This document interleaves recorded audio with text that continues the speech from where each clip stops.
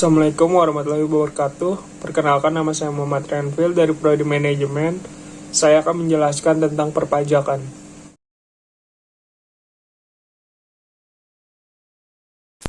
Pajak sebagai suatu kewajiban menyerahkan sebagian dari kekayaan ke kas negara yang disebabkan suatu keadaan, kejadian, dan perbuatan yang memberikan kedudukan tertentu, tetapi bukan sebagai hukuman, menurut peraturan yang ditetapkan pemerintah serta dapat dipaksakan. Tetapi tidak ada jasa timbal balik dari negara secara langsung untuk memelihara negara secara umum. Ada dua fungsi pajak, yaitu pertama, fungsi budgeter. Fungsi memberikan sumbangan terbesar dalam penerimaan negara, kurang lebih 60-70% penerimaan pajak memenuhi postur APBN. Oleh karena itu, pajak merupakan salah satu sumber penerimaan pemerintah yang menjadi andalan untuk membiayai pengeluaran rutin maupun pengeluaran pembangunan. Contoh, penerimaan pajak sebagai salah satu sumber penerimaan APBN. Kedua, fungsi mengatur atau reguleren. Pajak berfungsi sebagai alat untuk mengatur masyarakat atau melaksanakan kebijakan pemerintah dalam bidang sosial dan ekonomi. Contoh, pertama, memberikan insentif pajak atau tax holiday untuk mendorong peningkatan investasi di dalam negeri. Kedua, pengenaan pajak yang tinggi terhadap minuman keras untuk mengurangi konsumsi minuman keras. Ketiga, pengenaan tarif pajak 0% atas ekspor untuk mendorong peningkatan ekspor produk dalam negeri. Asas-asas pajak. Pertama, defisiensi. Pemungutan pajak harus mudah dan murah dalam penagihannya, sehingga hasil pemungutan pajak lebih besar dari biaya pemungutannya. Kedua, equity. Pemungutan pajak harus adil di antara satu wajib pajak dengan wajib pajak lainnya.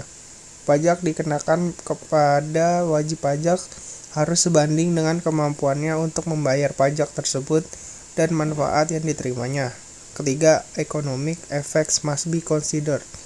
Pajak yang dikumpulkan dapat mempengaruhi kehidupan ekonomis wajib pajak. Hal ini harus dipertimbangkan ketika merumuskan kebijakan perpajakan. Pajak yang dikumpulkan jangan sampai membuat seseorang melarat atau mengganggu kelancaran produksi perusahaan. Kedudukan hukum pajak. Hukum dibagi menjadi dua, yaitu hukum perdata dan hukum publik.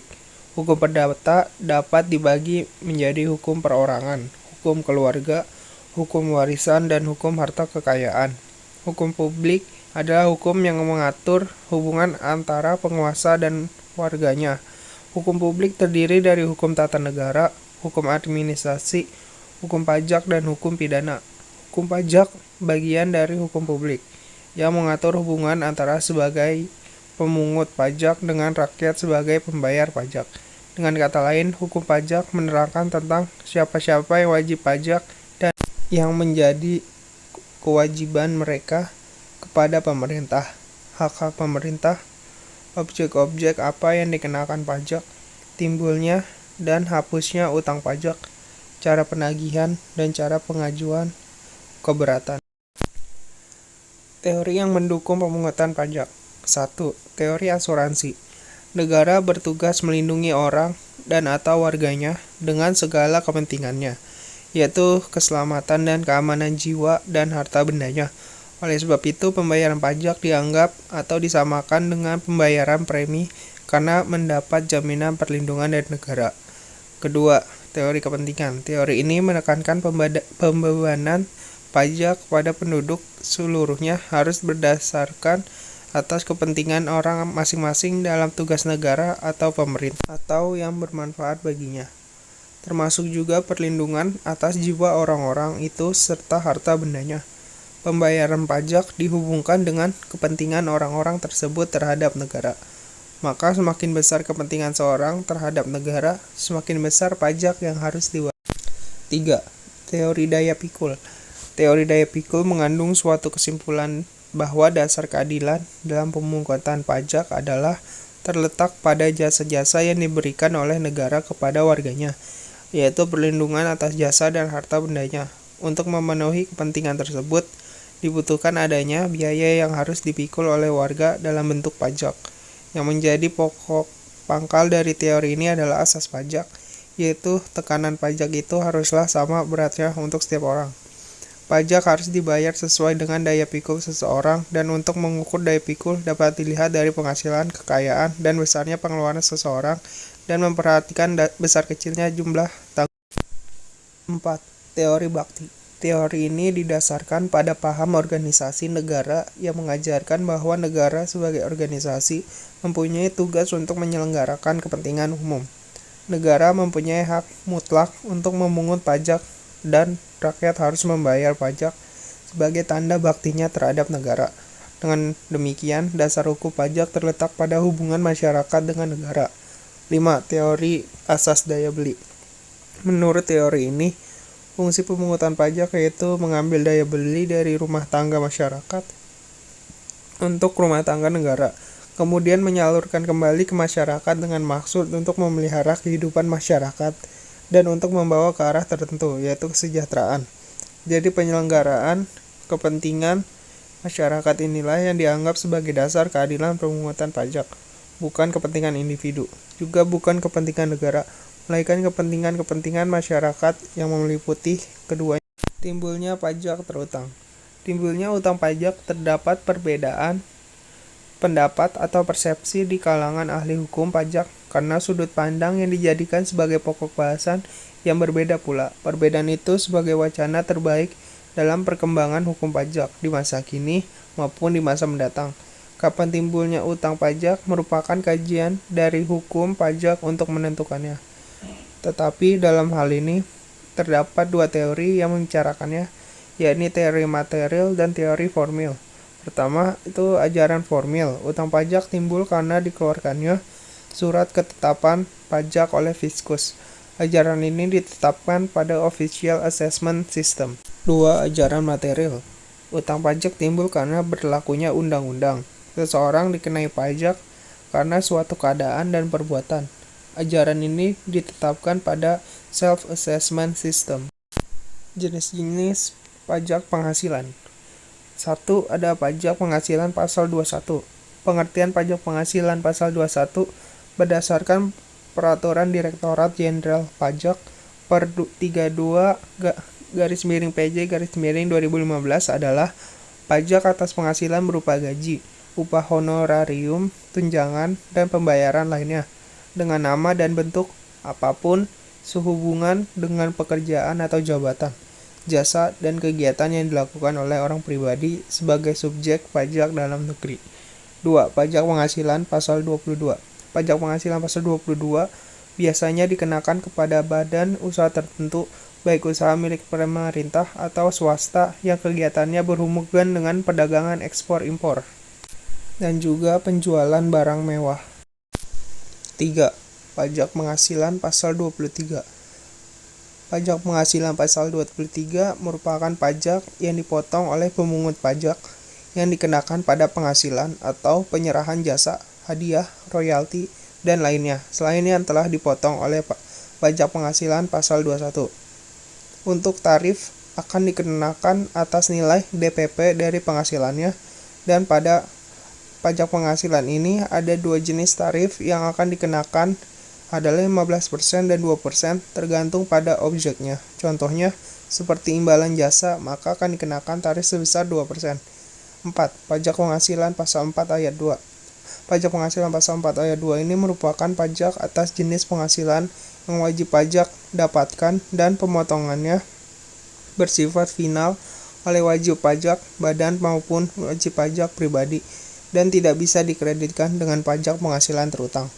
Pajak penghasilan 4 ayat 2 mempunyai tarif yang berbeda-beda untuk setiap jenis pajaknya. Maka dari itu, pajak penghasilan 4 ayat 2 ini sering dikatakan pajak penghasilan final juga. 5. Pajak penghasilan pasal 25. Pajak penghasilan ini merupakan pajak penghasilan yang dibayar secara angsuran dengan tujuan agar meringankan beban wajib pajak dan pajak terutangnya dilunasi dalam jangka waktu 1 tahun dan pembayarannya tidak dapat diwakilkan melainkan harus dilakukan sendiri.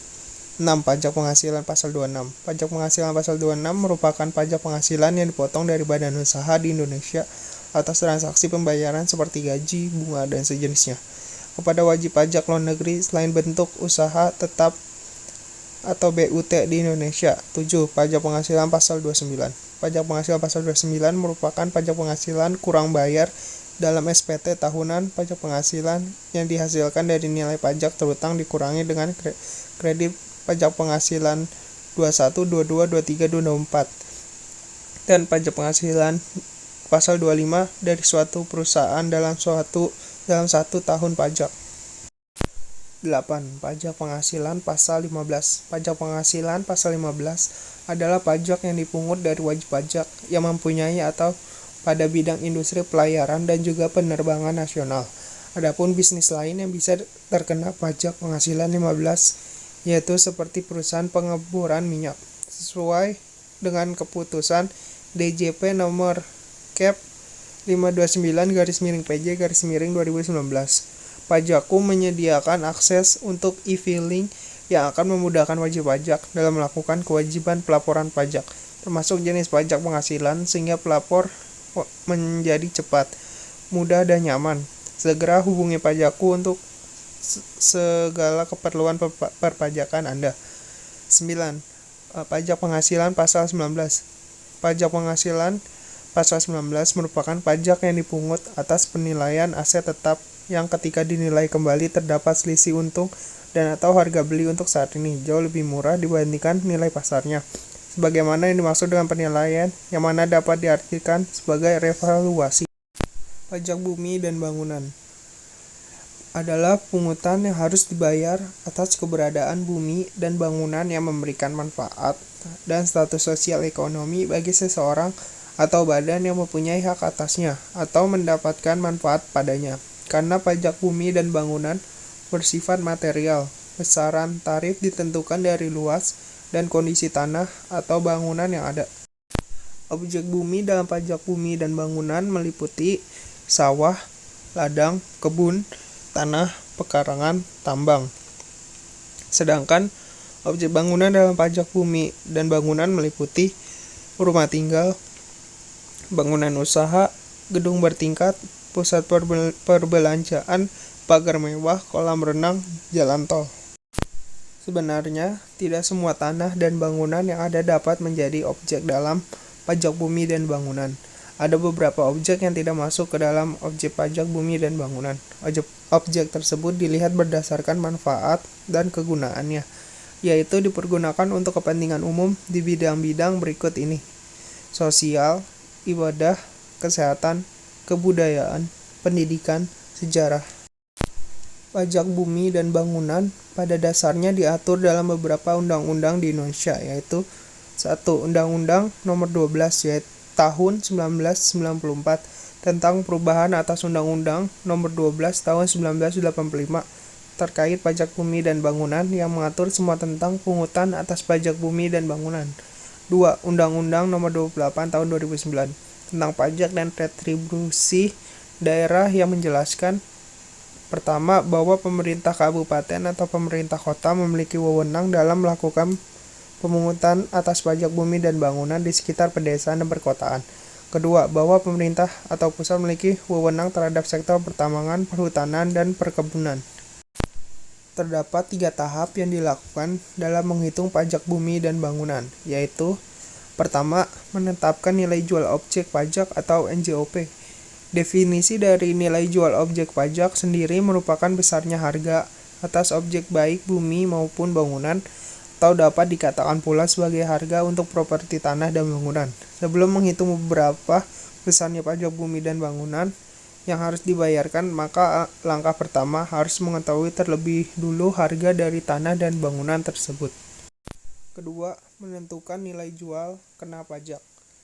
Nilai jual kena pajak merupakan suatu dasar dari penghitungan pajak bumi dan bangunan sebagai nilai jual objek yang akan dimasukkan ke dalam perhitungan pajak yang terutang. Berikut ini merupakan ketentuan persentase dari nilai jual kena pajak yang telah ditetapkan pemerintah berdasarkan Keputusan Menteri Keuangan Nomor 201/KMK 04/2000 tentang penyesuaian besarnya nilai jual objek pajak tidak kena pajak sebagai dasar penghitungan pajak bumi dan bangunan. 40% untuk perkebunan, 40% untuk pertambangan, 40% untuk kehutanan. Sedangkan bagi objek pajak lainnya seperti pedesaan dan perkotaan dapat dilihat dari nilai jual objek pajak, yaitu 40% untuk nilai lebih dari 1 miliar, sedangkan 20% untuk nilai kurang dari 1 miliar. 3. Menghitung pajak bumi dan bangunan. Setelah mengetahui nilai jual objek pajak dan nilai jual kena pajak, maka dapat langsung menghitung pajak bumi dan bangunan dengan menggunakan rumus berikut ini. PBB sama dengan 0,5% dikali NJKP.